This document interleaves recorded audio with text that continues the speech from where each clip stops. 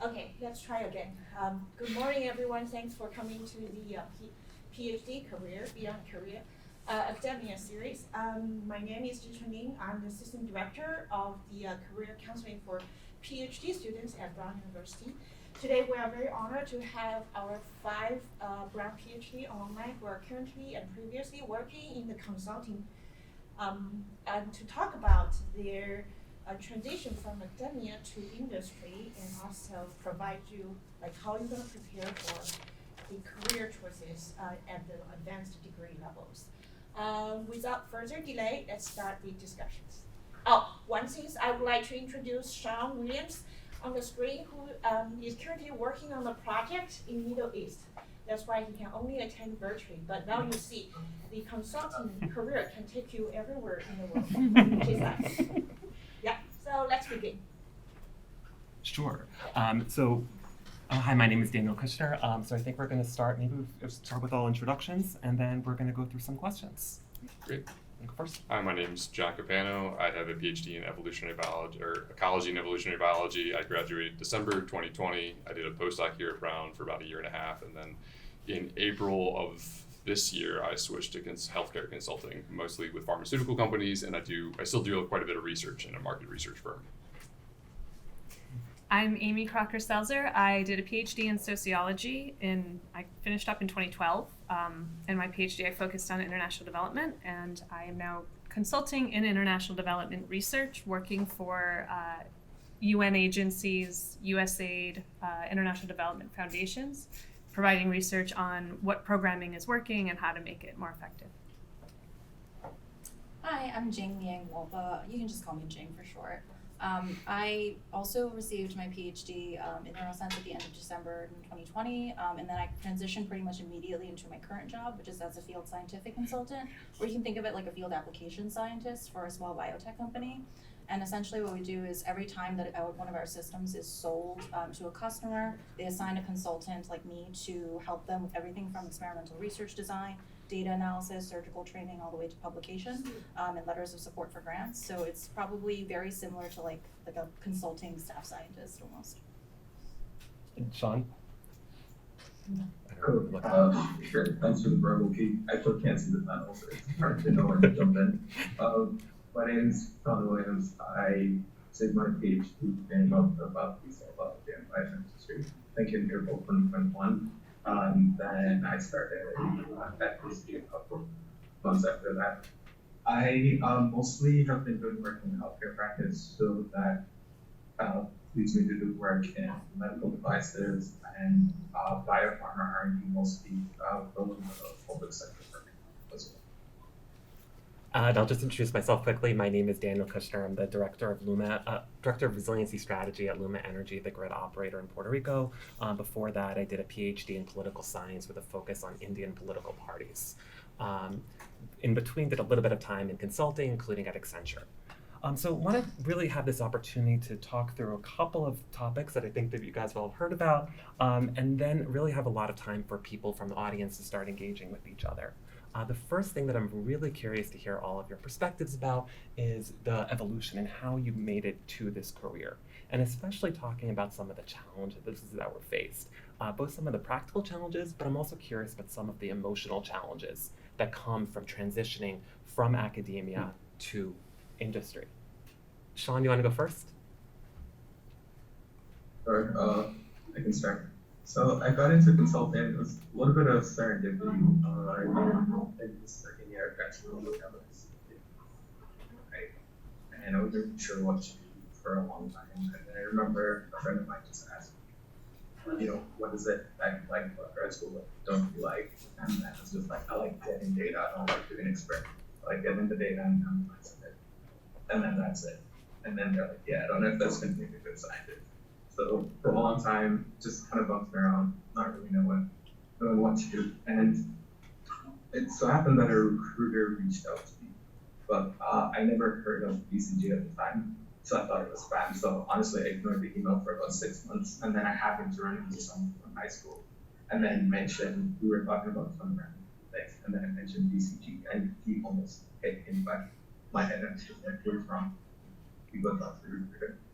So when I talked to recruiters, the more they told me about a consultant, the more I realized like, oh, someone just gives you data, analyze the data, figure out the problem, and then you kind of move on, right? And then it sounded a little bit like the best of both worlds for me, so I decided to give that a shot. Go next. Oh, yeah. So I knew quite early on in graduate school that I did not want to pursue a career in academia, but there were aspects of being a PI that were very interesting to me. So the actual like scientific design, like doing the experiments. I just didn't want to do the grant funding securement, frankly.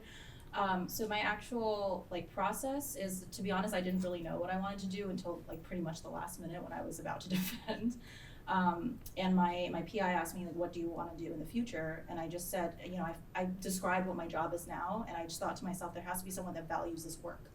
And quite honestly, I think the biggest challenge was that we're in an academic environment, and the only people that we know are academics. And so even though my mentors really wanted to help, they didn't really have the tools to be able to like help me propel into the industry. What really helped was, quite frankly, networking and doing what you're doing now. Some of it was through warm contacts, like someone I knew was willing to introduce me to someone to do an informational interview. Some of them were just cold contacts, so I would go on LinkedIn and just find like the most vague connection that I had to someone with an interesting profile, and I just asked them for 30 minutes of their time for an informational interview. And actually no one said no to me. The worst case scenario is they don't respond. But everyone was very, very friendly about it, and they said, yeah, I'll give you 30 minutes for a phone call, and that's exactly what it was, 30 minutes. I had a list of questions, and it really helped me narrow down like on a day-to-day basis what I could see myself doing and what I couldn't. So I had every intention of going into academia as I was finishing up my PhD, and then I spent a couple years in the sociology department at William and Mary, which was great, but I also was kind of realizing that maybe I don't want to do academia forever at that point. So the position at William and Mary was a temporary position, and I was interviewing for other academic jobs. Kind of got to the point where I'm like, okay, I got to do something else. And I remember turning down an academic job and having a bit of an existential crisis after that, because this was what I was supposed to do, and this is what the expectation was, and now all of a sudden, what do I do next? So building on what Jing said, networks are critical in getting into this field. I was able to reach out to a former colleague at a prior job that I had who was working in a public policy consulting firm in DC. And I spoke to her, and she was able to get me in for a conversation with some people at that firm.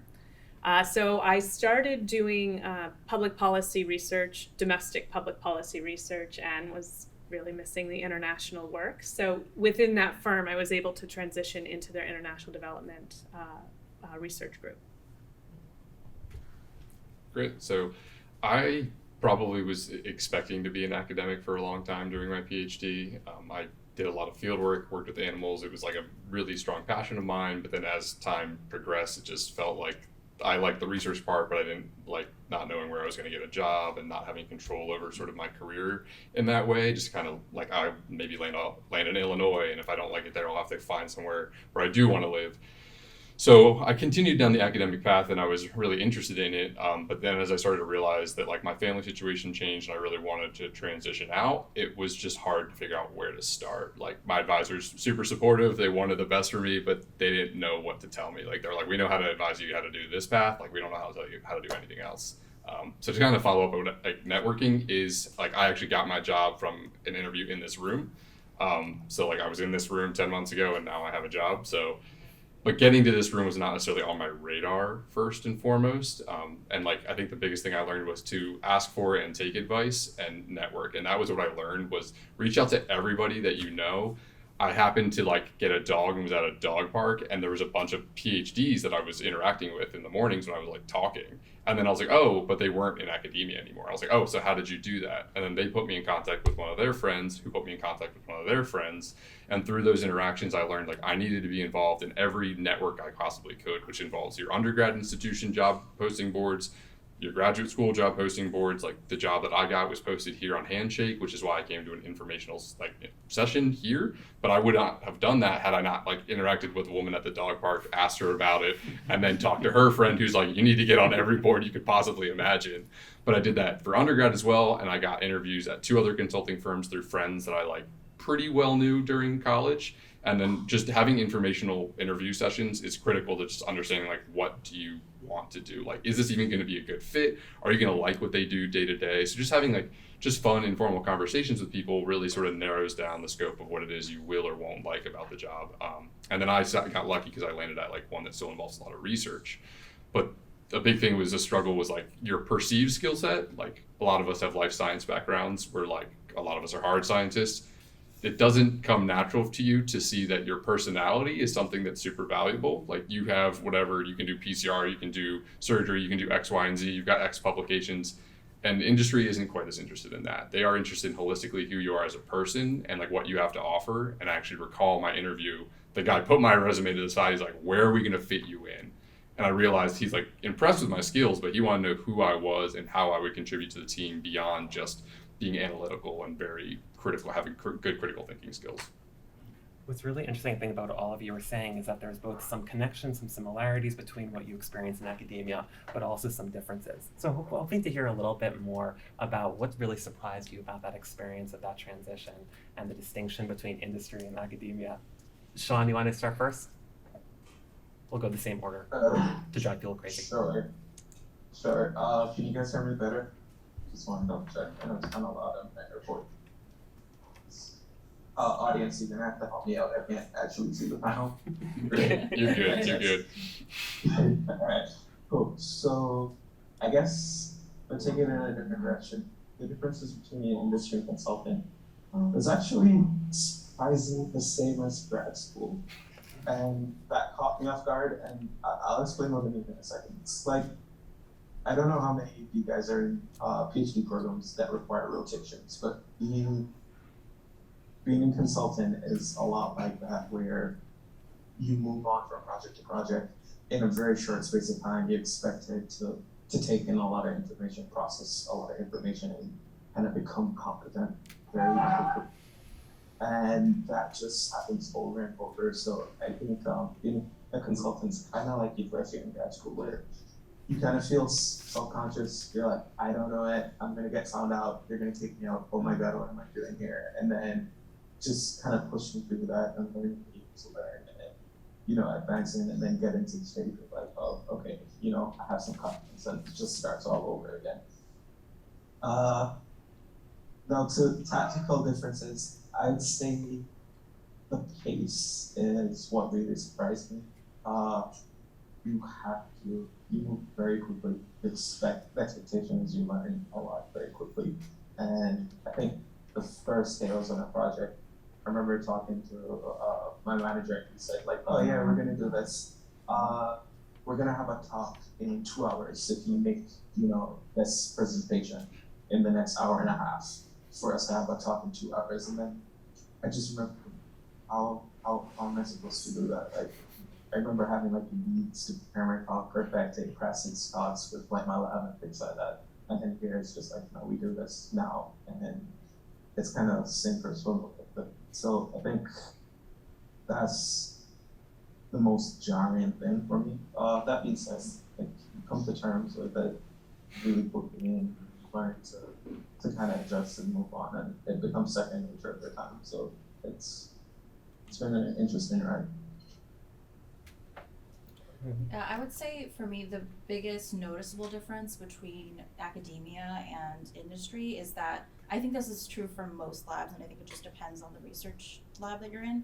But most research labs function as research groups and not teams. You each have your own independent project, and therefore your short-term and long-term goals look different from the person sitting next to you. Whereas in industry, you're working for a company, and it's more you're all gears in the same machine, and you're all just working to make that machine work.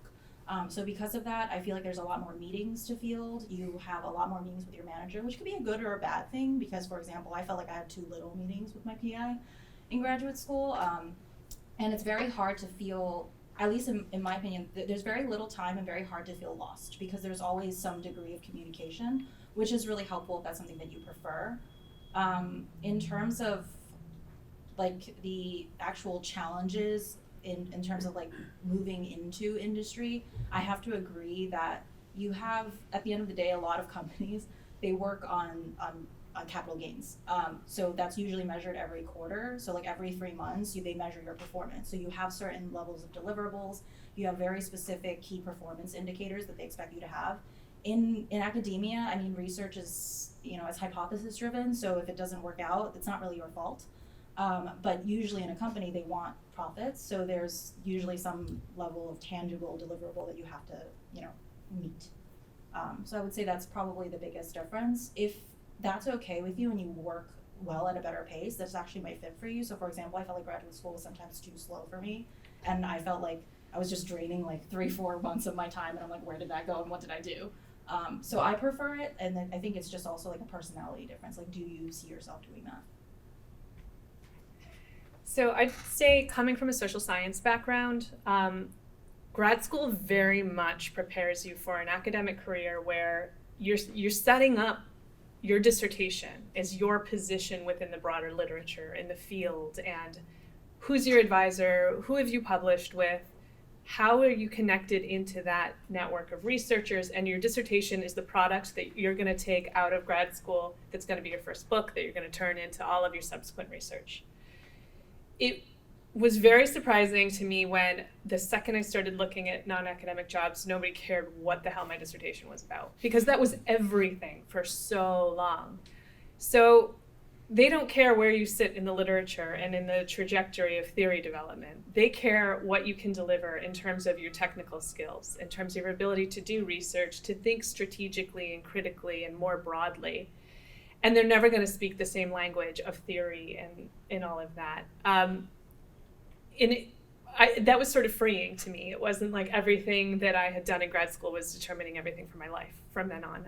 You're able to move across different projects, like people were saying. You're not tied into one niche for a long time. But I think the other thing that goes along with that is that there's a different skill set you need to learn, which is exactly this skill set about how do you manage projects, how do you manage teams, how do you think about balancing timelines and profits, and all of the other things that you have to worry about when you're in a company that you never have to think about when you're in academia. So I think some things are more freeing, some things can be more constraining because you don't have extended deadlines you can take to do your research. You have to deliver.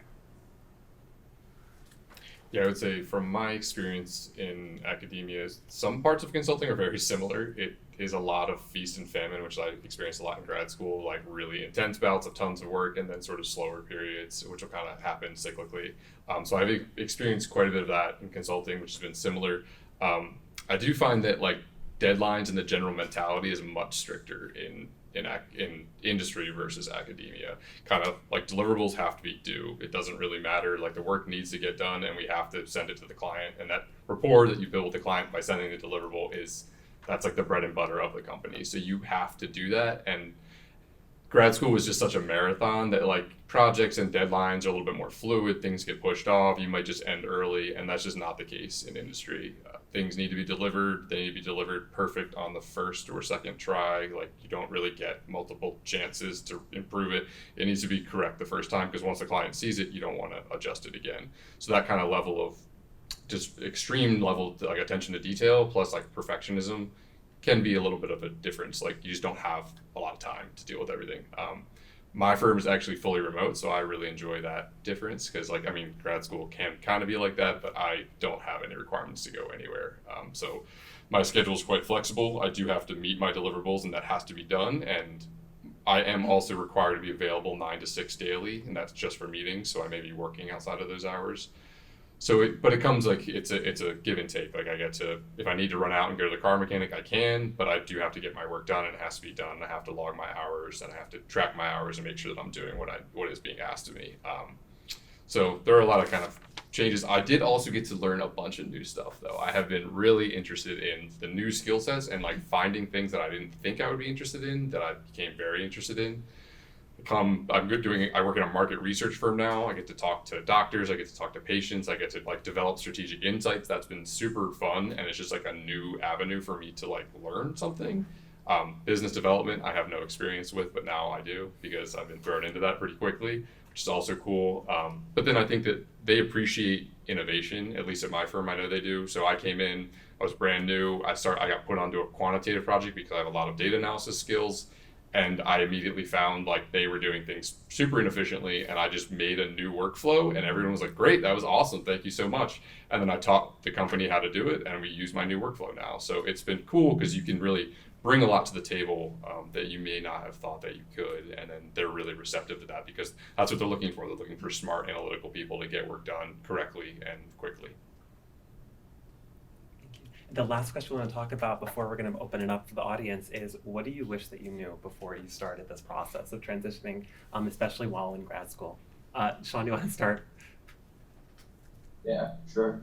I wish I knew it was okay to not want to do academia, and it was okay to talk about that and be a little bit open about that. I felt like I gave myself a lot of heartache just feeling like I needed to do this, even though I knew it wasn't what I wanted to do, and not being open with my advisor, not like reaching out to the networks and people, whether that be professional or friends, things like that. And I feel like in retrospect, it's kind of, you feel like the weight of the world is on you when you're in grad school. Like, you have to graduate, you have to do a postdoc, you need to do this, or you're going to be seen as a failure, or for people who have been like rooting for you or seen as a failure because you didn't want to. And just realizing that that's okay, and we each have our own paths, and we have to find out what's the best fit for each of us. I would say that this is probably more relevant for women or also people with really timid personalities, but compensation negotiation is something that I really wish that I knew a little bit more about before I actually started interviewing for positions, because every recruiter that has contacted me would ask me, what is your salary range? And you want to provide something that's within like market value for what the market considers you, and you're not like but you're also not like lowballing yourself. And I would say that it's really important because sometimes that comes in forms that aren't just salary. Sometimes it's like more vacation hours, it's different benefits, like maybe it comes in options or shares. And those are all really like important for you, because at the end of the day, in graduate school, you don't get to negotiate this. You just get your stipend and then you just go. Maybe you don't even get a stipend. Whereas this, it's more like free range, and you're just stuck thinking like, oh my God, I didn't even think about like how much do I want to get paid.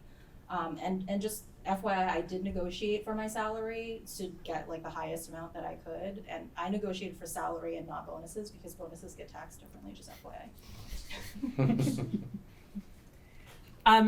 I want to echo both of those, but I very much want to echo Sean's statement about it is okay to not go into academia. It does not mean that you are a failure. I think that I have seen so much value and learned so many new things in a non-academic career. And some academics have even said to me, oh my gosh, what are you doing? That sounds so interesting. Maybe I should think about switching.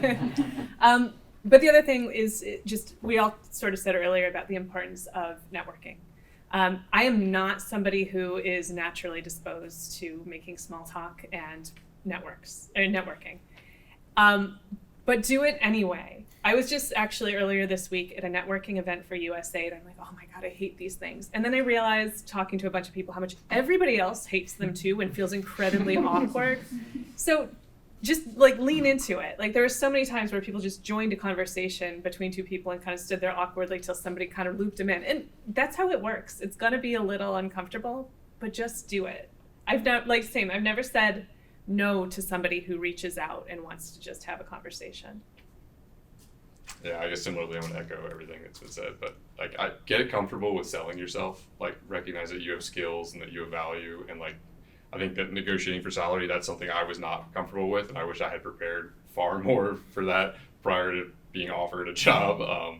So like, just those kinds of skills, and just being confident in that you will find something, and that it's okay to not do it. But if I were to go back, like kind of looking back, I still have friends in grad school here.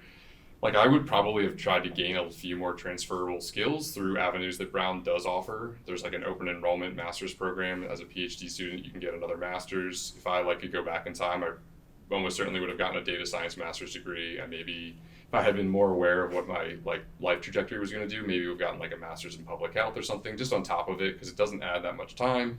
But that's something that is my degree is in organismal biology, so it's super tangential to everything else in life, but that's a little bit more concrete, and it's also like still relevant, right? If you pick it well, it's still super relevant to your academic path. It can cross-pollinate, and it's still very useful. I know that also in my grad program, you had an opportunity to do internships, and I really wish that I had at least done one summer of that just to experience what it would be like, and also just to have a resume line of real hard experience that you had in real life, which is something that I found that recruiters or people I talk to, they're like, you do realize you have no experience, and that was a bit of a hard sell at times. So gaining that earlier on would have made me feel a lot more confident as well. So I have some time for questions. Anybody? Go ahead. Hello, my name is Michael Theodore. I'm a career counselor for the master's program in public health. What role did mentorship play in your career growth? This is for anybody. For me, it was directly applicable. So actually, I do want to mention that my consulting experience is a little bit different than what's being said across the board. I actually have to build relationships instead of moving on from one to the next. So because of that, and because a lot of my role is kind of teaching them to use the equipment, teaching them to do the surgery and go through the whole process, a lot of it is very mentorship based. So that was actually a huge part, a huge selling point for me to get my job, is that I had trained, I think at that point, maybe 10 different people. So I think just undergraduates, high school students that come by, and that was a really big selling point for me, and social skills as well, because as a result, you have to be able to talk to them and teach them. So I think for me, it was really a little bit of luck. There was not, especially from Brown, a lot of direct mentorship that was helping to make the transition, in part because, as some people spoke about earlier, I think a lot of people really weren't sure about how to support that transition. And I think a lot of complex feelings of people in academia about helping, with some people in academia, about helping to make that transition from once you're within a PhD program to leaving, in a sense of almost betrayal, I think. But I think once I was able to make that first step, I think got a lot of help, especially from within industry, in navigating that, from people who did not take the same path as me, but people who came from PhDs in engineering, really, and their transition, which I think was a little less rocky, and I think they were key players in helping me make the transition from social sciences into a world of all-power engineers. Yeah, I would say mentorship was definitely helpful. I think when I was leaving, I was in the postdoc position with a different mentor than my PhD, so I found it more difficult to talk to that person because I was leaving their lab. So I started leaning on my undergrad mentors and my PhD mentor, and really just kind of bouncing ideas off of them, trying to assess if this was the decision that was right for me. Why was I leaving academia? Was that the right choice for me? Because they couldn't really advise me on how to do the other thing, right? But they could advise me what it would be like on that side of the fence. So I did really lean on them to try to understand that. But then, as I stated earlier, I started to find other people in my community that had a path similar to me, and a friend that had a PhD, and then she left academia. So I started to really use her and that relationship to try to understand where was I in the process, how was it going, and then getting reassurance that I was on the right track and this is normal, that's not normal. And that was very important to have someone sort of in my court that had the experience and could really talk to me about it, at least make me feel heard. And I kind of do another point too. I did mentor a lot as a PhD student, and I had undergrad mentors and graduate student mentors, and that has been very, very helpful in my career now. I am starting entry level, but I have a PhD, so I don't act like that, and that's fine. And I'm literally training people that started before me or weeks after me, and I literally I'm managing them, even though our roles are the same. The way that I carry myself is not because I have a lot more experience than them, and then that the company picks up on that kind of style too. If you carry the extra weight, they notice that. I'll also say that even, I think for me, mentorship was very important in grad school, but that mentorship was all geared towards an academic career. But on the other side, I ended up working in a firm with a lot of PhDs who had made very similar choices about leaving academia, which was great because they could sit down with me. And one of the biggest things I remember about starting was I would write a proposal, and I would write it for an academic audience because I didn't know how to write it any other way. And they'd be like, no, you're writing a proposal to the US government. they don't want all of this background that you're giving them, and they want this, this, and this, and you have to relearn all those things, and it's really critical. But not even just in terms of the technical work. I think you get trained for so long how to be a good academic, but you never really get much direct training in a PhD program on how to be a good manager or how to be a good strategic thinker about delivering for a client. So the more you can find those sorts of mentors, the better. I have a question. Oh, So, Sean, did you want to add Sean, something? yeah, sorry. Yeah, so piggybacking on the importance of mentorship, I think at my firm it was a little bit more structured. Is then I came in, apparently PhDs are like unicorns, and they're like, the first thing they said is we're gonna pair you with a senior managing director who has a similar background. So they paired me with someone who had a similar path. She came from the University of Texas with a PhD, no business background, and most consultants have MBAs.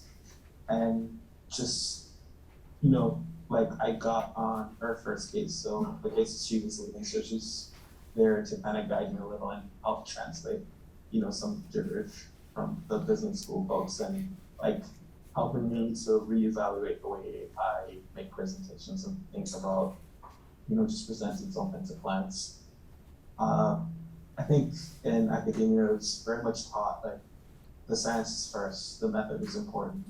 You're taking people on a journey and you're helping them like see what you see by presenting evidence, whereas here it's more of, in consulting it's more of a, here's the big picture, here's how this fits in, here's what it means, and if you want details on the method, we'll show you the model or something like that, and just kind of retraining yourself to really take a step back and speak to a wide variety of audiences and really be able to tailor a message, which to be fair, you get some of that training in grad school, but it's more targeted towards different levels of scientific audiences versus like a lay person who has like absolutely no concept of what you're doing. And I think just having someone who's been in the same shoes as you and who understands what the transition's like has been incredibly helpful to kind of smooth the process along. Thanks for that. How much time do you all spend acquiring clients? Do you get assigned clients by your company, or do you have to spend time trying networking to find your own clients for projects within the company? I personally don't do that. That's a higher, like a more senior role, at least in the firm that I work for. So I primarily am just staffed on projects, and then I'll do a little bit of business development stuff and like be talking to people as to how we're going to expand the client base. But I don't. That's more of an associate director role at my firm, which I haven't reached quite yet. So. When I was in consulting, I actually spent more time than my role typically required in recruiting both external clients as well as getting into projects. But I think even in industry, in the more traditional organization, especially because, as Sean was mentioning, sometimes PhDs can be unicorns, there is a fair amount of internal maneuvering in order to get projects that align with the particular skill sets that I have. And I think that that's something that everybody has to do, but I think it's a little bit more for people who don't fit into a traditional box when you come in there. So it's not necessarily advocating for clients, but it's for projects and for the right roles that allow you to do work that is impactful. I think I do a fair amount of business development, and that is the international development research community. I live in DC. It's largely centered there, and it's relatively small. So it's important to kind of make sure that you're a part of that and that you know who the other players are. But a lot of the actual client getting that we do is not kind of a pitch. It's proposals. It's responding to RFPs that are put out by the government or USAID or the UN or other development agencies. So there's sort of the two sides to it. It's not a lot of like super salesy stuff. It's more about writing proposals. At my company, the consultants are part of the commercial team. I would say though that usually the cold contacting is left up to the actual sales representatives. It doesn't mean that we aren't a part of that, because some organic relationships just end up forming because you're in a lab and then you see someone next door who's interested, and then that becomes a conversation. So as a result of that, like you end up kind of becoming a part of that. But I myself, I don't spend a lot of my time actually going like, oh, I need a new client, I need a new customer. They just kind of organically happen.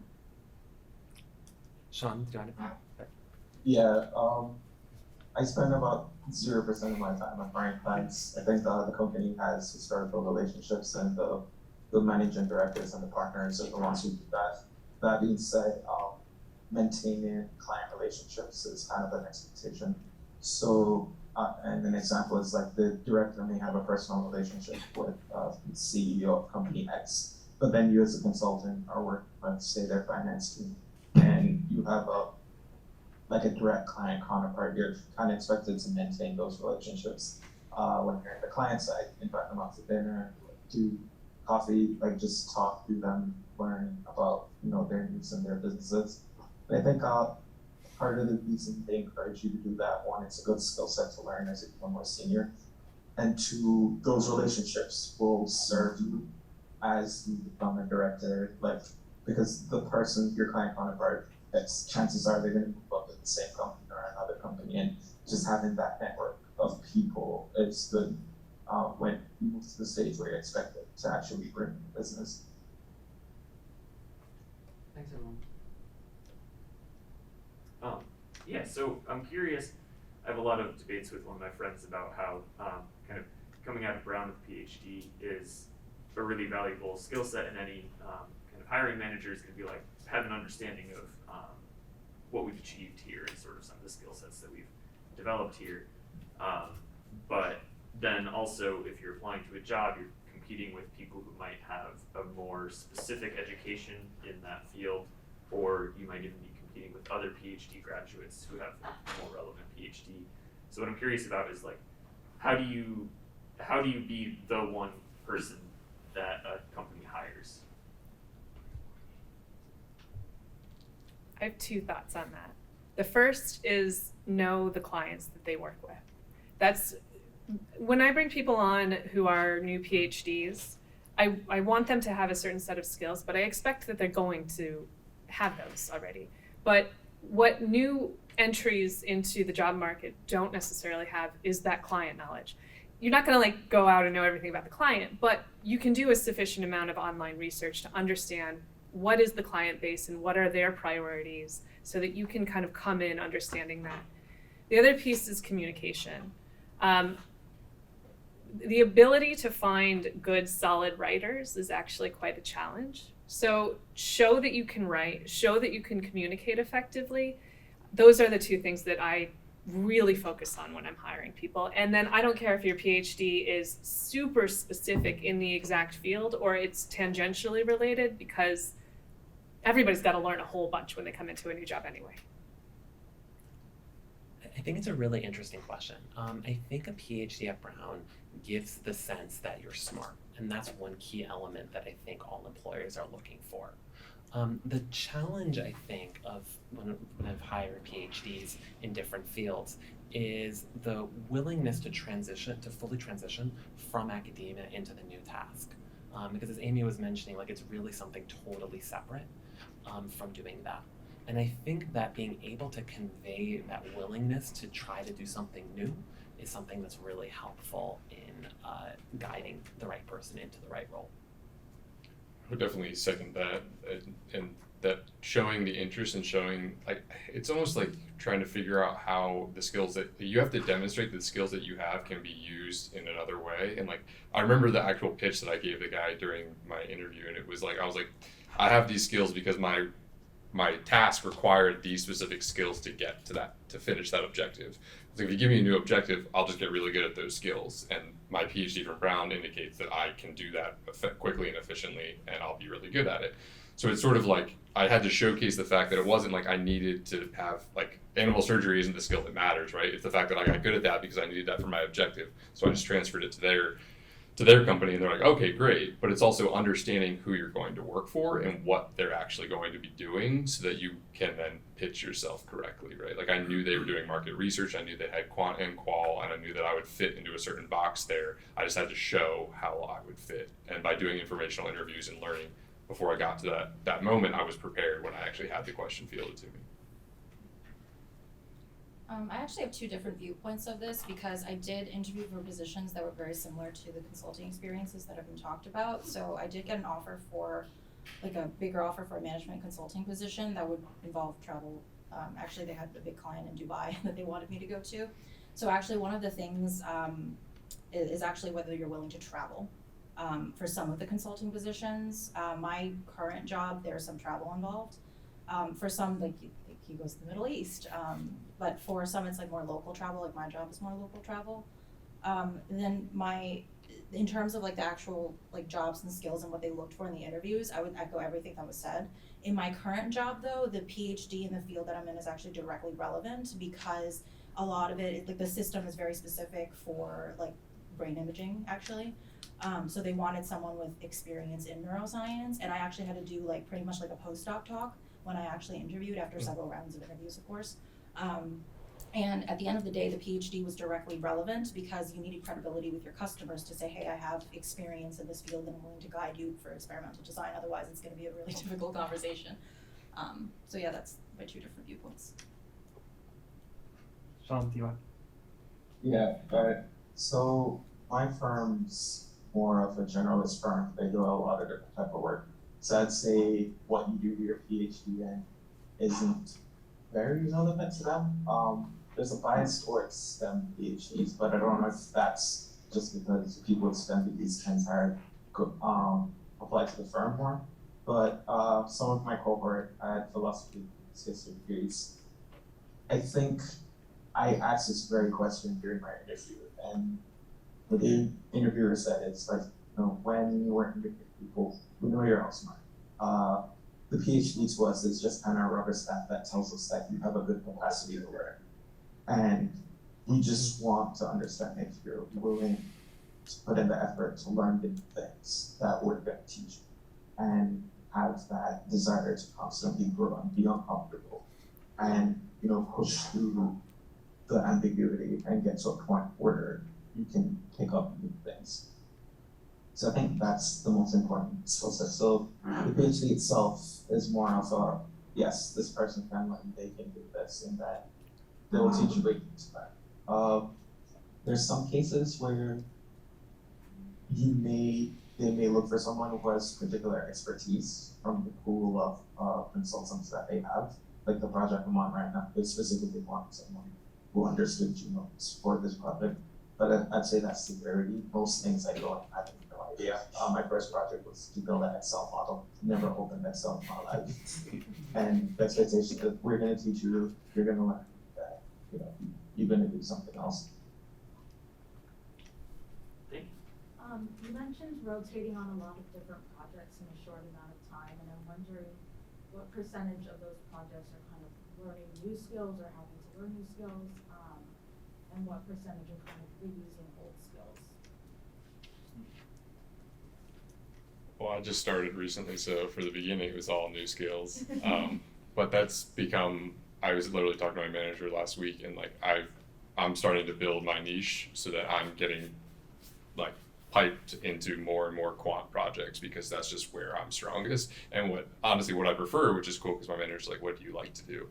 But initially doing qualitative research is very, very different. Listening to interviews and then managing clients is a very new skill set, particularly for someone that mostly does lab work or field work. And then deck presentation, I'll echo like the writing communication style is quite different in science versus industry. So I'm still working on making sure that I write things in the fashion that is like client facing ready and stuff versus what's like John appropriate, which is very different from what they're looking for sometimes. The types of projects I've worked on have ranged from running a film festival for high school students to doing STEM education programming to EV mobility projects for senior citizens to research partnerships on the public health impacts on air quality, none of which I knew anything about, and none of which I think I still know anything about. Generally speaking though, in order to do this, the only way to do this is to leverage some of the skills that you have already. So I wouldn't say it's entirely new every time, but there's definitely new things you have to learn at a pretty regular rate. I'm going to sort of answer this one, having, I think, among the panelists been farthest away from my PhD, because I finished in 2012, that in my industry, it's the research methodology that is the primary bit of what you need to know. If you need an expert in the field, you bring those onto your team from externally sometimes, but it's really, you need to be the methodologist. So you can be the methodologist learning new things across different projects, but so you're always kind of doing little bits of new things. But the big difference to me is not within when you first start your job, it's through the career advancement. That really, as you move from project to project, what changes is not so much the specific techniques you're using, but your role in your position. So that as you advance, you're learning more of those new management skills and strategic skills across those projects. And it's always great when you can fit yourself into those projects where you start to develop those more quickly. I made a joke with one of my friends when they asked me, oh, how's the new job? And I said that I've learned more in the first 6 weeks of my job than I've learned in the last 2 years of my PhD. But it had very little to do with, so some of it for me is actually specialization. So I still kept some of my like scientific skills because it's like specific in brain imaging and like my PhD is in neuroscience. But even within one field, like you have so many people with doing various different things, someone will come to you with this really brand new idea that has never been done, and then you basically have to do the research to determine whether it's feasible. So I think for that, I ended up learning a lot of different aspects of biological sciences that I don't think I would have otherwise if I had like stayed in academia, like focusing on a very specific field. But the other thing is also just learning the commercial business side. There was a lot about how the business worked that I didn't realize that I would need to know, that I learned, quite quickly, like what was said, like the first 2 months, it's really just you learning the ropes. Yeah, I would say I learned new things on every project. Just to echo what's being said, there's a core set of skills that you keep and kind of develop over time. Maybe just like how to structure out a problem, the approach you're going to use to come to a solution, and you'll pick up some commonalities and those, how to manage like clients and things like that. But in terms of actual material, it's just constantly you have to learn new things, and you have to be okay not knowing and having this sense like at this stage you're just like, okay, I don't know this, but I will know it, and being comfortable with that and putting in the work to get to the point you want. And my company is a little weird. They use they don't allow you to get comfortable. They use a system called up or out, which basically you can't stay in the same position for more than 2 years. So it forces you to constantly think about what's at the next step and how do I want to get there? How do I develop the skills that are going to be needed to succeed at the next level and constantly have the fun. Thank you. So thinking about like positions that you can have moving up in the company, and I feel like in academia it's very linear. Like I kind of understand it really well, but industry, how does that work? Is there a lot, I like entry level now, but then when you're more senior, how does that work? Is it more project based? Is it more like industry based and levels that you have going on in the process? Yeah, so it does. I mean, the trajectory definitely becomes more managerial, but like at the stage I'm at, you'll be doing a lot of like the work on the projects, and then at the next stage you'll be doing some management and work, and you're kind of working your way into the next tier where you're starting to do the next tiers of work while you're in the lower tier. So you keep building new skills, and then you get promoted into that, and then you continuously keep building over and over again. But kind of like what I said earlier, they do let you, or at least at my firm, they'll let you specialize. Like I'm trying to build a pipeline for the projects that I really love to do, which other people don't find as enjoyable or aren't as good at. And like that to me seems, it's kind of like a little bit more linear, which I kind of like. And it's also the things that I prefer. So there is the ability to sort of specialize if that's what you want to do. If you want to do more client facing and business development, like that becomes more important as you get up for sure. But you can also be like more of a quantitative person or more of a qualitative person or more of a, we also do oncology training for a bunch of oncology cancer centers and people that make drugs, like pharmaceutical companies. So you can also be more in that realm. And we have different partners that they have one foot that's mostly in one camp and maybe a little bit in another camp, and they have their specializations as well, though. My read is that there are two sets of paths that you can go up with. One is, as you were mentioning earlier, is managerial, and I think that's generally the traditional path about leading larger and larger teams when you go up and doing that. The second path, I think, is being established by tech companies, is my impression, where they're realizing that some people are very, very good at their jobs, but not necessarily very, very good at leading teams. And so in Google, for example, they have roles of things like Google Fellows, where basically one person might be by themselves who's working on extremely important projects. And I see in other companies more roles which are officially roles of managerial and officially roles of like directors and vice presidents, but coincidentally only one or two people reporting to them. And I think that's kind of a nod in that same direction of providing these little safe havens for people. But generally speaking, I would say for 95% of people, the path up is leading more people, more groups of people that are dealing with more diverse topics and that.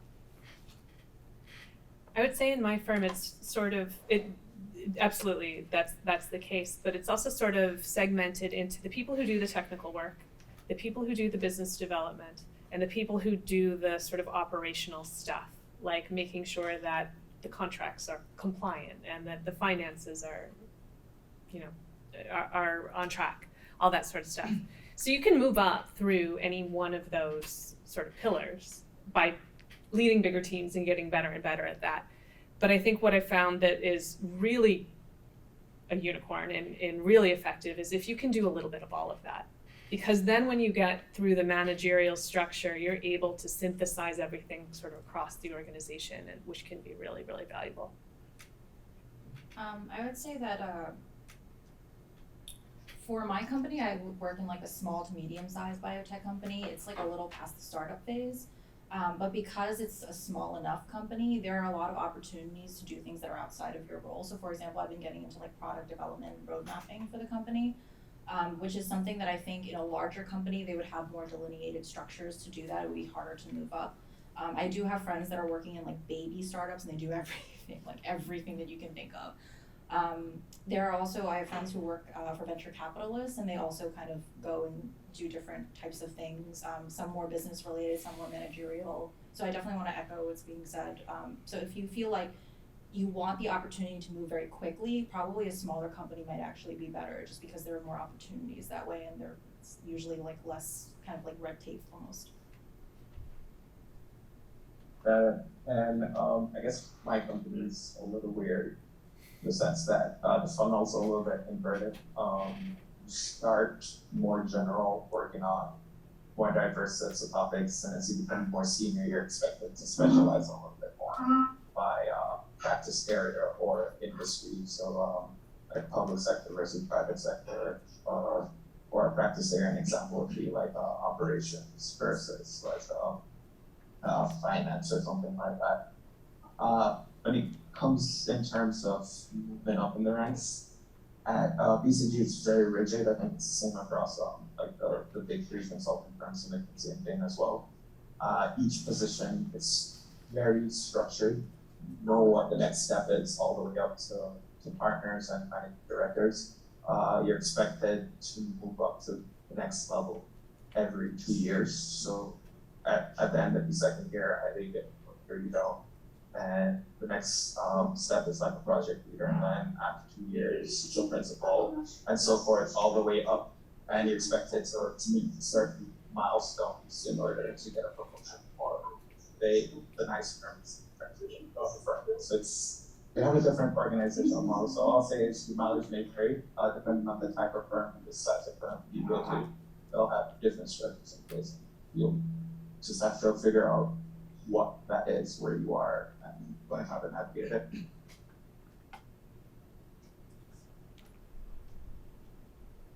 Thank you all for sharing your insight. I guess in thinking about coming out of a PhD and still potentially having like interested in falling to a single company or job role, do any of you have experience, I guess, working two jobs at the same time? Or I guess trying to balance like the thing you are doing for work and then a different interest at the same time? Like a non-career interest, or you mean just like? I mean, I guess both. So Thinking about like dual degree programs and other stuff. So. is there time, I guess, rather, because it seems like the expectation is you're invested 100% in whatever you're doing. I mean, yeah, I can't speak to working 2 jobs simultaneously, but except for when you're trying to find a job while working a job, that is basically doing that. But at my firm, I love being fully remote because it lets me be hyper efficient. So I do lots of physical training. I just ran an ultra marathon, and I had time to do that because I can structure my day around my training because I have the ability to do that and the flexibility to do that. But I don't know if I can speak to it's like I do, I guess, voice to my manager what type of projects I want to gain experience with. We have like these pillars, and you're supposed to get proficient in certain types of projects, but then I also note sort of I have an idea, like I funneled it down, like I got put onto a segmentation project, which is this way of like categorically binning people depending on how they answer questions so that you can guess how they respond to certain pharmaceutical products. I find it really fascinating because you're trying to like guess personality types. I had no idea what that was before I experienced it, right? But then I was like, okay, if I like this, maybe I'll like this conjoint thing where it's like model distribution and like you're looking at models and trying to figure out how it changes decisions. I'm like, that would be really interesting. So then I asked to be on that, and then like a month later I get staffed on one so that I get to get my feet wet with it and see if it's something that I really like. Because I like analysis, but it's like, well, I like this type or this type. Like we do a lot of qualitative research, which is for my taste not quite like hard enough. Like there's not real answers all the time, but that's just something, some people love that stuff and other people don't. But like I'm trying to get as much experience as I can in these different realms to understand where it is I want to funnel, and then even down the line, if I decide to move firms, I know how I'm going to sell myself. Yeah, I mean, I think a lot of roles obviously do have work-life balance that allow you to have interests and explore things outside. For my particular cases, typically I've had to really mold the roles and create the roles and create teams that then were able to do this type of work. And that there's also a lot of opportunities to work, and that has allowed me to kind of push the edges of things and start making things that interested me part of my work job. So for example, I'm also randomly increasingly engaged in a international organization of power engineers on climate change and topics like this. That's sort of quasi within my day job and quasi entirely separate. I'd also say like a lot of public policy firms, for example, will have multiple different specializations within a single firm. And when in previous companies that I've worked, there's been a lot of ability to move across. So like I started being housed within a domestic labor policy group. And because my background was in international development, I wanted to get into that work as well. So I kind of slowly took on roles on some of those projects at the same time until I was able to fully transition over to that group. So a lot of firms will have some of that diversity. I think I'll speak more on the actual work-life balance part. I definitely think that I have a lot more time now than I did in graduate school. I think it partially depends on whether you're paid hourly, like if you're a contractor, you're paid hourly. If you're salaried, then you kind of sort of meld your own hours to a degree. Like once you've hit all your meetings and your performance indicators, you kind of just do what you want with your time. I decided that I want my life. So I just work my 9 to 5. Sometimes I'll work after hours because my company's based in California, so people, answer emails pretty late. But for example, like I'm a new mom, and I don't think I would have time to do this kind of travel, like if I didn't actually segment my time out a little bit differently. But to answer your question about other jobs, I do tutor on the side for some extra money, so it's just really what you do with your own time. Yeah. I'm still struggling with work-life balance. No, yeah, the company I work for is tough. Consulting in general is known to have long hours. I think I average 6 hours of sleep most days. The days start around like 8 and then around like 12:30 or something like that. That being said, there's a culture where Monday through Friday, you put in a lot of hours, 16, 17-hour days, so that the weekends is generally yours, give or take an early morning off on a Saturday or something. So from that perspective, it gives you some flexibility where you can plan. You can say like, oh, I'll always have weekends off. Apart from that, the hours are challenging. It took a lot of getting used to operating, just functioning, working that many hours. And It's definitely project specific. There's some that are worse than some. There's some that people in the firm know to avoid, like due diligences and things like that. But I'd say that PCG, the average person, only does like 75 hours.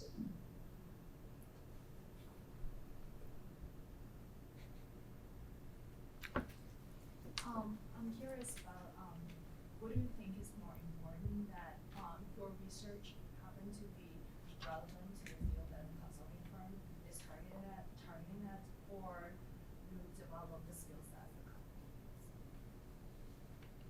I would say the latter. Like, my research had nothing to do with what I do now, but I'm very good at playing with numbers. And if you give me a data set, I will have it analyzed faster than anybody else on the team. And like, so it's like, in working that way, it's been hugely, like, they know that, like, oh, put John on a quant because he'll just run with it and it'll be done quickly. So like, I think the skill sets and then developing that, and like I said, like, I developed new tools. I found it really fun because I was like, oh, I don't want to use this like kind of inefficient workflow. I just don't want to do it, so I'll just build something new. And everyone was like, this is fantastic, and they were really happy about it.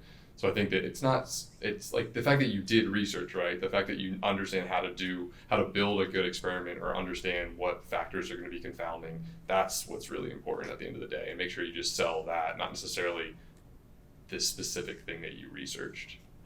My dissertation was on Indian political parties, so I once was able to correct a reference to a state in an article, and that was really the closest I ever got to anything being useful. In my process of making the transition, I had one conversation that was really helpful, where somebody basically explained, I think this is true for really anything of going to a new job, whether you have a PhD or not, that there are essentially two sets of ways you can apply to a job. One is by saying, I have an expertise, I know something that's really valuable, and I can just put it in right now.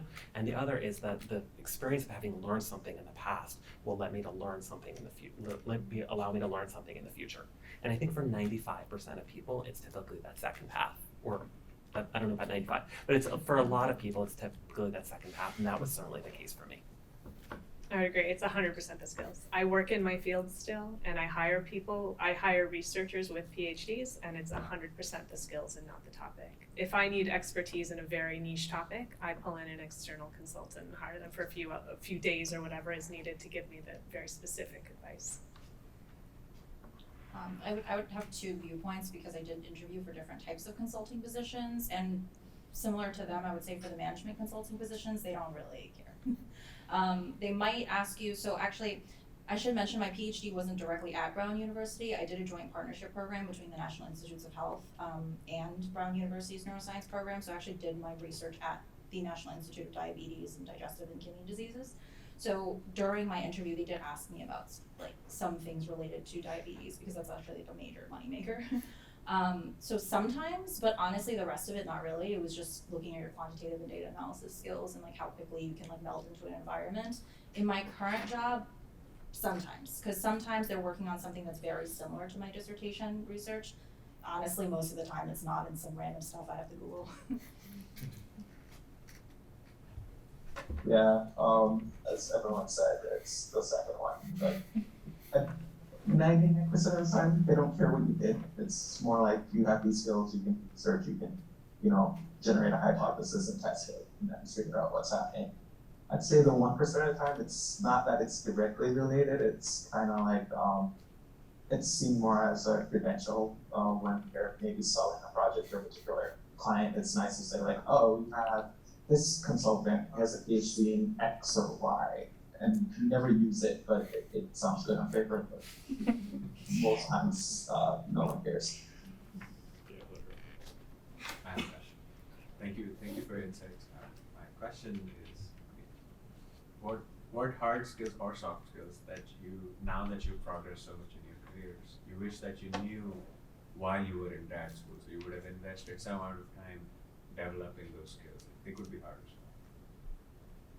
I think I spoke to this earlier. I would have definitely done more concrete data science. Like, I just love playing with data. I started using R to increase efficiency at work when nobody knows how to do it, so I have to teach people. But like, I just would have done more of that because it makes you marketable in different career paths. You could be a consultant, you could not be a consultant, and I also just enjoy it. So like, I wish I had done something that I had on paper to show that I could do that for sure.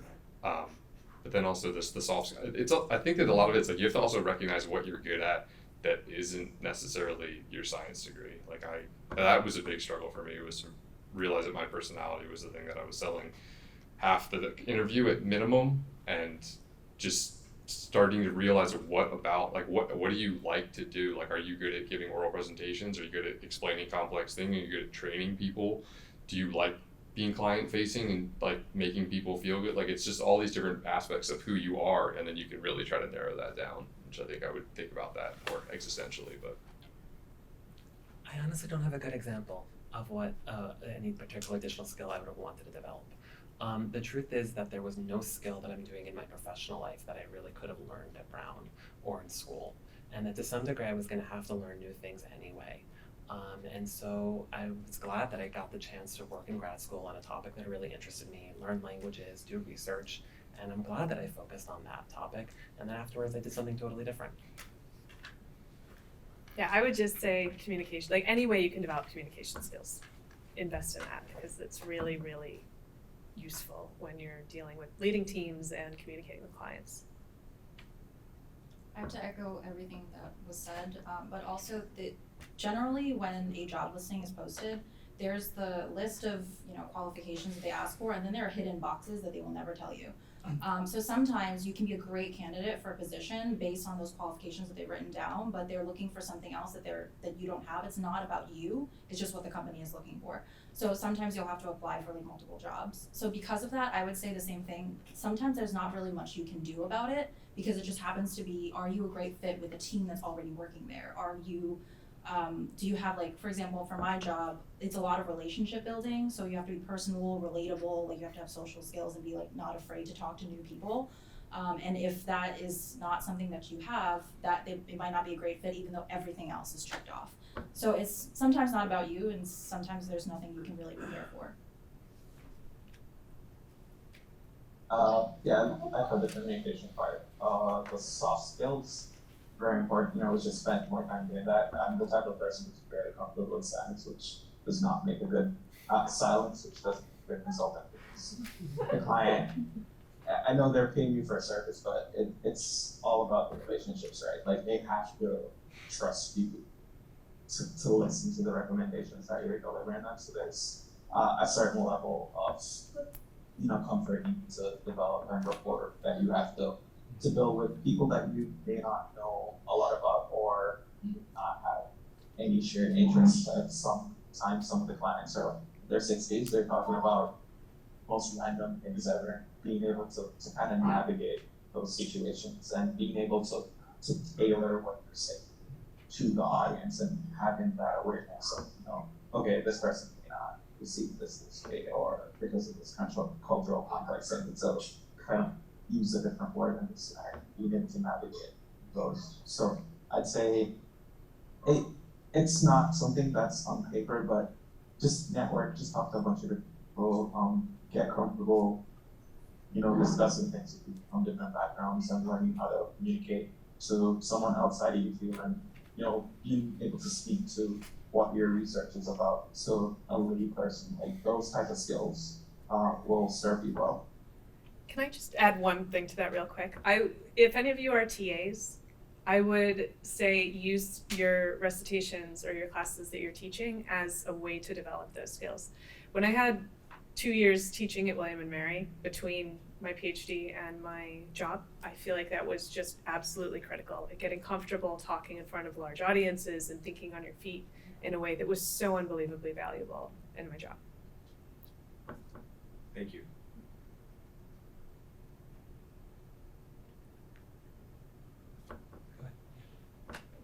This has been so helpful. Thank you all really for your perspectives.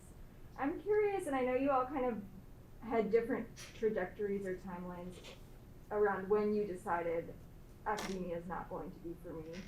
I'm curious if there are some of you who had a fair amount of ambivalence. How did you kind of weigh the currency, like focusing on the currency of academia, which is publications, grant writing, to the currency of industry, which is more of these hard skills and soft skills that you would be developing?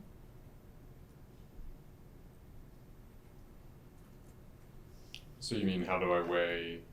Like when you were deciding whether to make the transition, Yeah. how did you decide kind of, I'm gonna throw myself into this and take academia off the table? I mean, that's a big personal choice that you have to make, right? Like, I looked at it as just like which one would give me the ability to live the life that I wanted to lead a little bit more. Like, my personal situation changed, my family situation changed during COVID, and that sort of was an impetus to make a transition as well.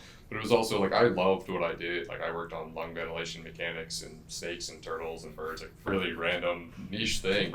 I still can talk about it incessantly, but it's just, at the end of the day, it's like, the research was really interesting and doing the work was really interesting. The animals were really interesting, but did I want to write grants? Did I want to do that for 20 years? Did I want to support students? Did I want to make sure that they had money to do research? Like, that was the thing that I started to weigh. And like, financial concerns as a PI are endless. Like, you're going to have to get money. You're going to have to win the grant, and you're going to have to support all your students. Like, unless you do a teaching institute, which is a different beast. So I just realized that like wasn't the most important thing to me in my life. Like, I got a lot of, like, I can still follow my passion. Like, I still do like wildlife viewing and photography. I do outdoor activities, and I can now afford to do the ones that I really, really want to do because I have a job that can support that.